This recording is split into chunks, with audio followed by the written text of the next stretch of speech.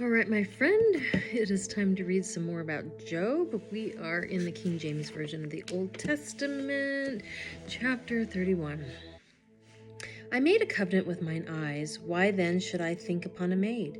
For what portion of God is there from above, and what inheritance of the Almighty from on high? Is not destruction to the wicked, and a strange punishment to the workers of iniquity? Doth not he see my ways, and count all my steps? If I have walked with vanity, or if my foot hath hasted to deceit, let me be weighed in an even balance, that God may know mine integrity. If my step hath turned out of the way, and mine heart walked after mine eyes, and if any blot hath cleaved to mine hands, then let me sow, and let another eat, yet let my offspring be rooted out. If mine heart have been deceived by a woman, or if I have laid wait at my neighbor's door, then let my wife grind unto another, and let others bow down upon her. For this is an heinous crime, yea, it is an iniquity to be punished by the judges. For it is a fire that consumeth to destruction, and would root out all mine increase. If I did despise the cause of my manservant, or of my maidservant, when they contended with me, what then shall I do when God riseth up, and when he visiteth? What shall I answer him? Did not he that made me in the womb make him? And did not one fashion us in the womb? If I have withheld the poor from their desire, or have caused the eyes of the widow to fail, or have eaten my morsel myself alone, and the fatherless hath not eaten thereof. For from my youth he was brought up with me as with a father, and I have guided her from my mother's womb. If I have seen any perish for want of clothing, or any poor without covering, if his loins have not blessed me, and if he were not warmed with the fleece of my sheep, if I have lifted up my hand against the fatherless, when I saw my help in the gate, then let mine arm fall from my shoulder blade, and mine arm be broken from the bone. For destruction from God was a terror to me, and by reason of his highness I could not endure. If I have made gold my hope, or have said to the fine gold, Thou art my confidence, if I rejoiced because my wealth was great, and because mine hand had gotten much, if I beheld the sun when it shined, or the moon walking in brightness, and my heart hath been secretly enticed, or my mouth has kissed my hand, this also were an iniquity to be punished by the judge, for I should have denied the God that is above. If I rejoiced at the destruction of him that hated me, or lifted up myself when evil found him, neither have I suffered my mouth to sin by wishing a curse to his soul. If the men of my tabernacle said not, Oh, that we had of his flesh, we cannot be satisfied. The stranger did not lodge in the street, but I opened my doors to the traveler. If I covered my transgressions as Adam, by hiding mine iniquity in my bosom, did I fear a great multitude, or did the contempt of families terrify me, that I kept silence and went not out of the door? Oh, that one would hear me. Behold, my desire is that the Almighty would answer me, and that mine adversary had written a book. Surely I would take it upon my shoulder, and bind it as a crown to me. I would declare unto him the number of my steps. As a prince would I go near unto him. If my land cry against me, or that the furrows likewise thereof complain, if I have eaten the fruits thereof without money, or have caused the owners thereof to lose their life, let thistles grow instead of wheat, and cockle instead of barley.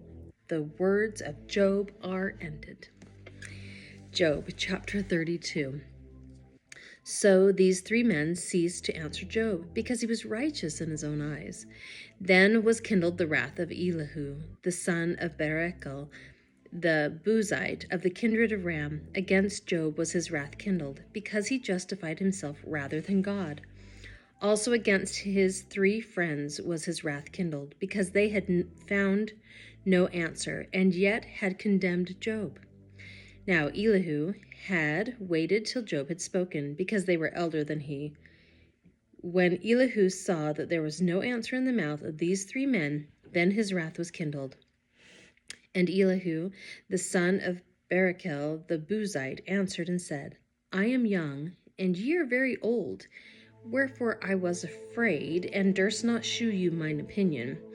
I said, Days should speak, and multitude of years should teach wisdom. But There is a spirit in man, and the inspiration of the Almighty giveth them understanding. Great men are not always wise, neither do the aged understand judgment.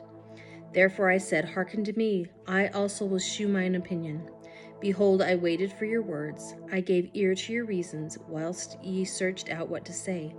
Yea, I attended unto you, and behold, there was none of you that convinced Job, or that answered his words. Lest ye should say, We have found out wisdom, God thrusteth him down, not man. Now he hath not directed his words against me, neither will I answer him with your speeches. They were amazed, they answered no more, they left off speaking. When I had waited, for they spake not, but stood still and answered no more, I said, I will answer also my part, I also will shew mine opinion, for I am full of matter, the spirit within me constraineth me. Behold, my belly is as wine, which hath no vent. It is ready to burst like new bottles. I will speak, that I may be refreshed. I will open my lips and answer. Let me not, I pray you, accept any man's person, neither let me give flattering titles unto man. I think we can finish one more. Job chapter 33. Wherefore, Job, I pray thee, hear my speeches, and hearken to all my words. Behold, now I have opened my mouth, my tongue has spoken in my mouth. My words shall be of the uprightness of my heart, and my lips shall utter knowledge clearly. The Spirit of God hath made me, and the breath of the Almighty hath given me life. If thou canst answer me, set thy words in order before me. Stand up. Behold, I am according to thy wish in God's stead. I also am formed out of the clay. Behold, my terror shall not make thee afraid, neither shall my hand be heavy upon thee. Surely thou hast spoken in mine hearing, and I have heard the voice of thy words, saying, I am clean without transgression, I am innocent, neither is there iniquity in me. Behold, he findeth occasions against me. He counteth me for his enemy. He putteth my feet in the stocks. He marketh all my paths. Behold, in this thou art not just. I will answer thee, that God is greater than man. Why dost thou strive against him? For he giveth not account of any of his matters. For God speaketh once, yea twice, yet man perceiveth it not. In a dream, in a vision of the night, when deep sleep falleth upon men, in slumberings upon the bed. Then he openeth the ears of men, and sealeth their instruction, that he may withdraw man from his purpose, and hide pride from man. He keepeth back his soul from the pit, and his life from perishing by the sword. He is chastened also with pain upon his bed, and the multitude of his bones with strong pain, so that his life abhorreth bread, and his soul dainty meat. His flesh is consumed away, that it cannot be seen, and his bones that were not seen stick out.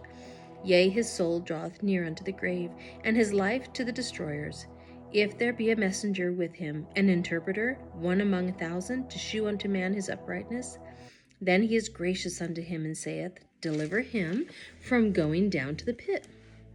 I have found a ransom.